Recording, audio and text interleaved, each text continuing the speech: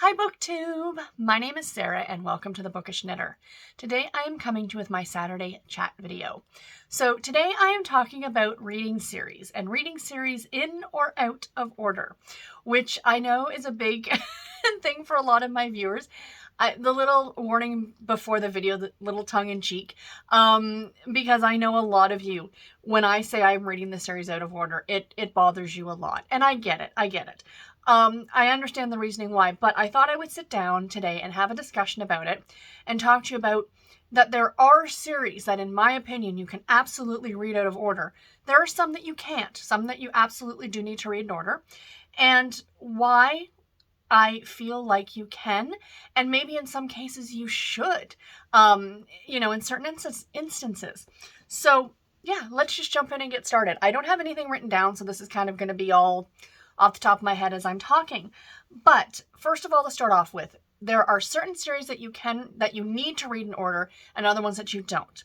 So the series that you do need to read in order are something like Harry Potter or Lord of the Rings, where it's clearly like one giant story that has been broken out into parts. Like each of the individual books, now I've never read Harry Potter or Lord of the Rings, I'm just using them as examples. No, I read the first Harry Potter. There was clearly a beginning, middle, and end to that book, to that first and the Philosopher's Stone book. But overall, there was this huge plot that was weaving through the entirety of all 7 books. So each book may have had a beginning, middle, and end, but they clearly followed literally like a linear storyline. And, it was the same characters in every book. Same as I'm assuming Lord of the Rings. I mean, I've only read The Hobbit, which I think is it's considered a prequel, I guess. Sure, I don't know. But I'm not a fantasy reader, so I've never read Lord of the Rings. It's my dad's favorite series. But to my understanding, again, that's another one that you would need to read in order because they're going on a quest or a journey, I'm assuming. So a lot of those kind of books where you're following the same characters in all the books are definitely ones that you need to read in order. Now, within category romance or romance novels themselves, also, there are a few handful of series that you would need to be doing the same thing. There is the series by Marie Force. I cannot remember the title of the series, but I'll pop the cover of the first book up here. This series is a long-running series and it involves the same couple. So every single story is about the same couple. So I've only read the first book. It really wasn't for me. It was very U.S. political. That was many, many years ago. I might try the second book or try reading the first one again and see what I think about it. Like I said, they follow the same couple. So you're going to kind of want to read those ones in order would be my assumption. What other series was I just thinking about? There's a couple of them. There was one that Barb Hahn did that came out last year. I think my friend Storm over at Storm Reads, she read maybe the second book and didn't realize it was the second book, but it's like a trilogy and all 3 books follow the same 2 characters, the same couple in all 3 books. So that's another one that you would probably want to read in order.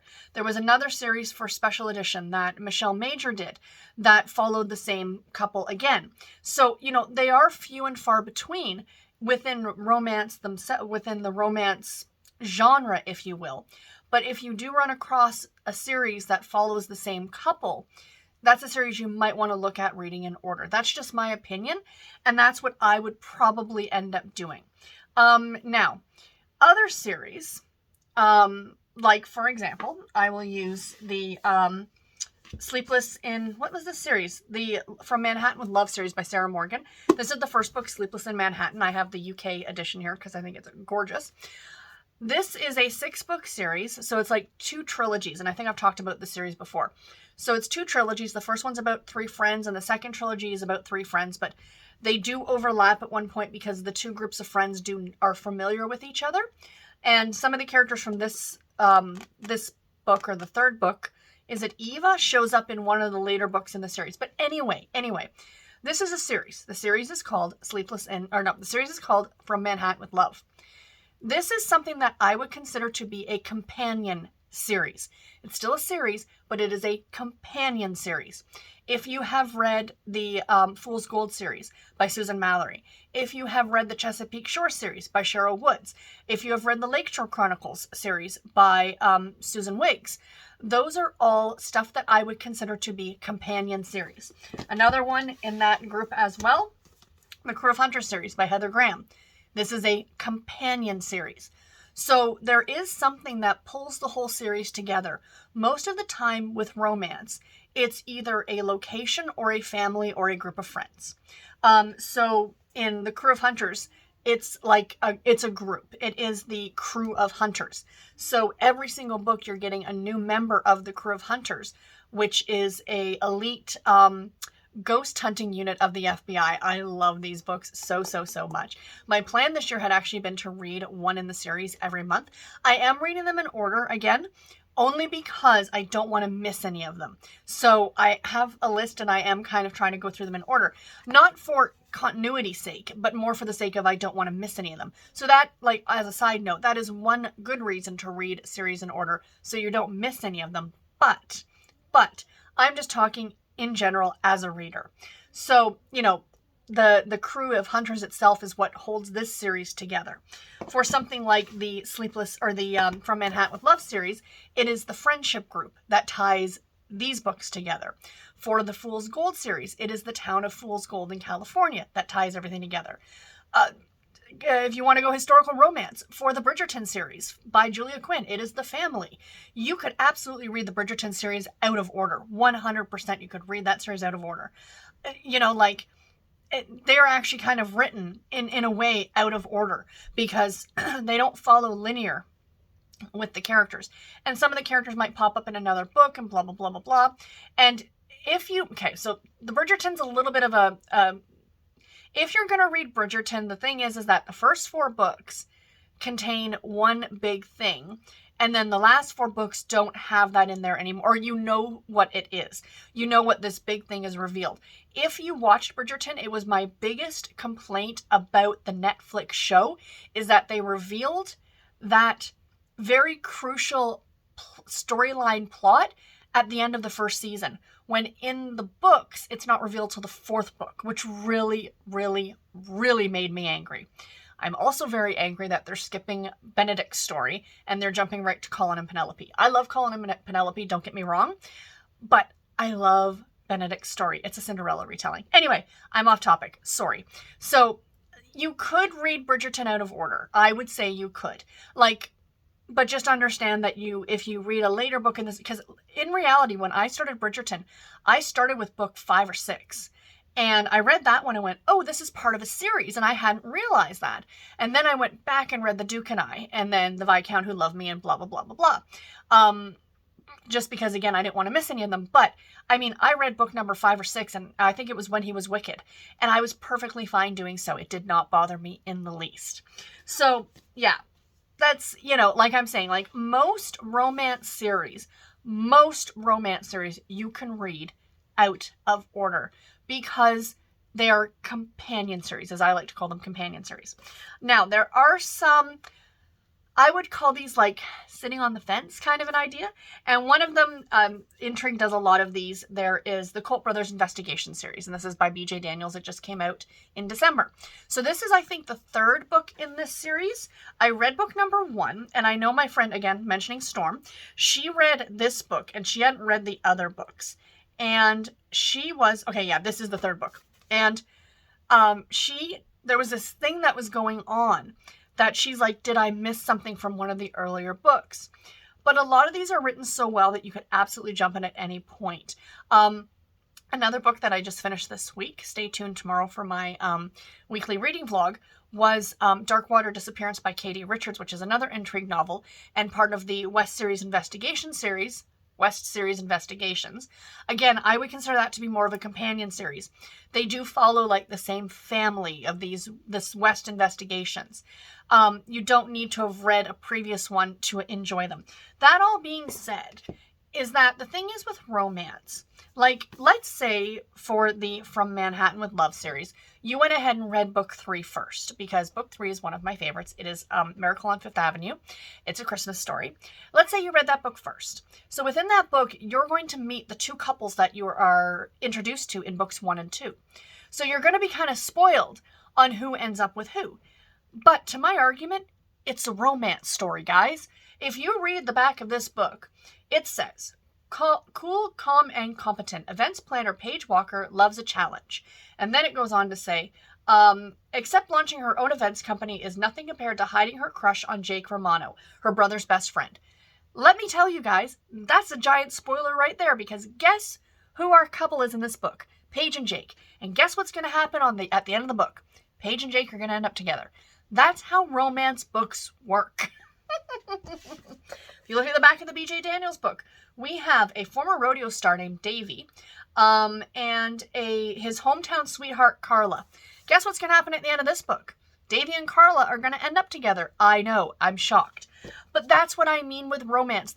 It's not like you're reading, I don't know, Harry Potter, and you don't know what's going to happen at the, like it's, oh my gosh, are they going... With romance, the couple that you meet in that first chapter is the couple that's going to end up together at the end of the book. It's not a spoiler.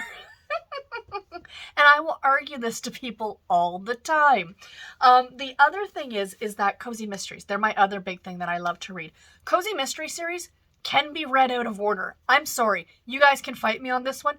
They absolutely can. Now, I know a lot of people be like, oh, there was so much growth for the character and yada, yada, yada. And that's fine. That's fine.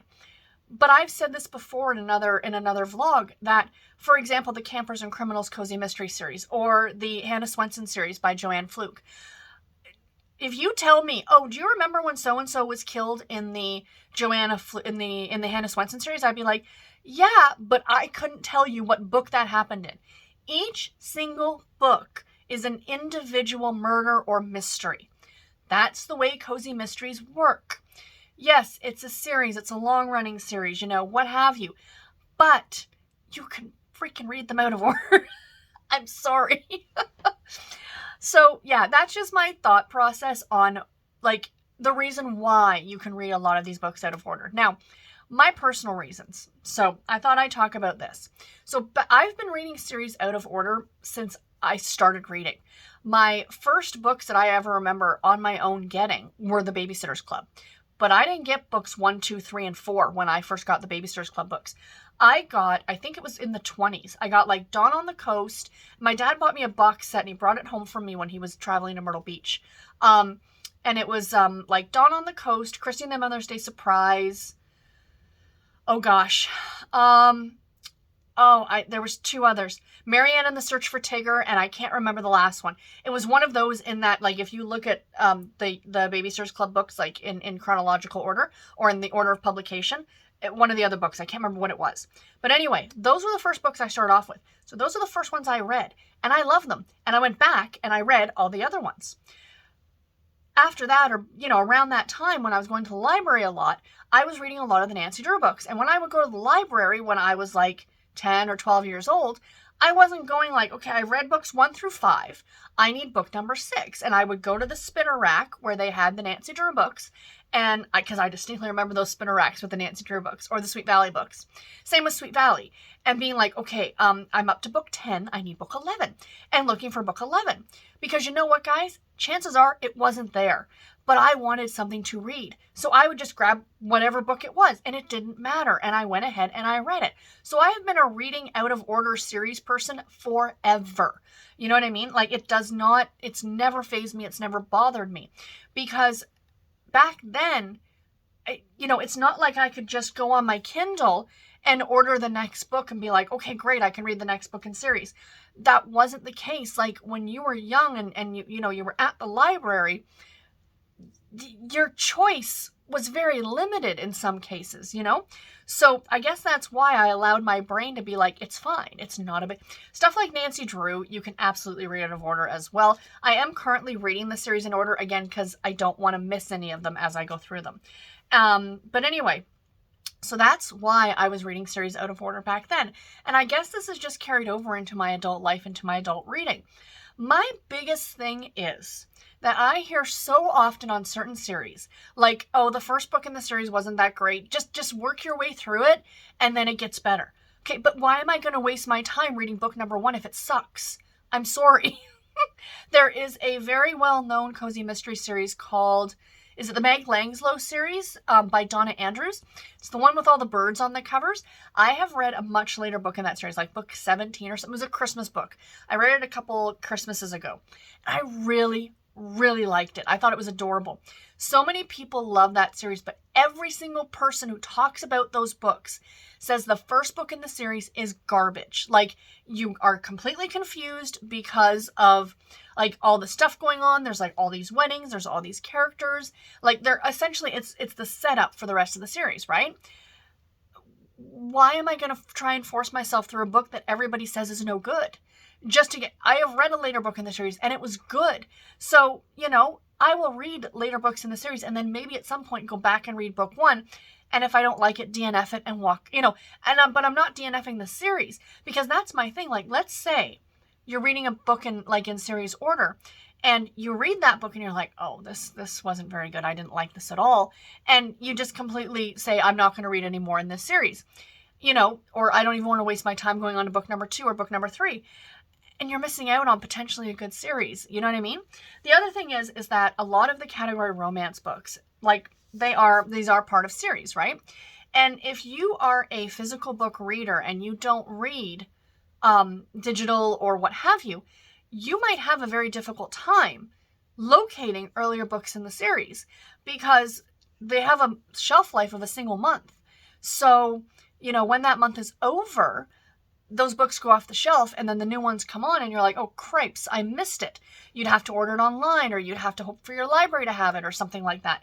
So, that's another thing. Anyway, I am rambling at this point. This is a long video. I do apologize, but this is just my thoughts on why I read series out of order and why I think it's okay.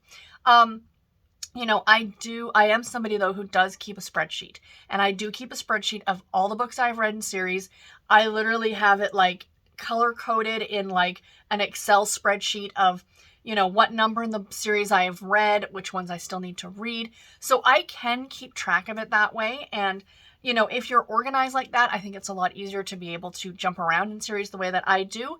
But each to their own. And I'm not saying that if you will only read series in orders that you're wrong, because you're not wrong. You are perfect for yourself. I'm just explaining the reason why I think it's okay. And, if you want to go back to my Bridgerton thing, a lot of people did not like book number 1. A lot of people, and for reasons I understand, I mean, it's not something I thought about the first time I read it, but on further readings of it and hearing other people talk about it, I do see the one issue with that book. And I know a lot of people didn't like it for that reason. And all I'm thinking is that people are not going to continue on reading Bridgerton because they didn't like the first book, or they didn't like that one thing that happened in that first book. Whereas book 1, I enjoyed. I actually gave book 1 5 stars, mainly because it's the start of such an influential series for me, because Bridgerton was like my first foray into historical romance. But to be completely honest, it's books 2 and book 3 that are my favorite in the series. The Viscount Who Loved Me and Romancing Mr. No, it's not Romancing Mr. Bridgerton. That's book 3. An Offer from a Gentleman is Benedict's book. Those are my 2 favorite books in the series. And all I'm thinking is that there's people out there who read book 1 and were like, no, this wasn't for me. And they're not going to get on to the other ones or continue on to Romancing Mr. Bridgerton, which of course is Colin's story. So, pretty much what I'm saying as well is that if you are a person who reads series in order, if you're not 100% sold on the first book, maybe don't force your way through it. Maybe put it aside and say, I'm going to pick up book 2 and see what I think about that one. You know what I mean? And then go from there. That's just because a lot of first book in series, especially when you're talking cozy mysteries, you don't see this at all in romance. And at least not something that I've seen in romance. Mostly in cozy mysteries is that book 1 is usually the setup for the series, right? But believe me, guys, you can skip it and it's not that big a deal. So anyway, that's it. I am rambling. Like I said, I'm going to let you guys go. But before I do, I just want to show you very quickly what I'm reading. So today I am working on, and I'm hoping to finish, Framing the Marshal by Sherry Stover, which is a love-inspired suspense novel. It's okay. I'm not absolutely loving it at this point, but exactly as the title suggests, our main character named Riker arrives home and is knocked out and dragged into his house. And when he comes to in the morning, there's a dead man in his garage and he's being framed for the murder. So it's a good book. At first, I really wasn't liking Riker as a character. It's a second chance romance as well, but he's starting to grow on me a little bit. I'm about 20% of the way through this one. I would actually like to get this one done today. That's kind of my goal. But anyway, guys, that is it. Stay tuned for tomorrow for my weekly reading vlog. I have finished so far 4 books this week, you guys. I'm so happy about that. So yay. And yeah, until my next video, everybody, take care and happy reading. Thank you all so much for watching. Bye, guys.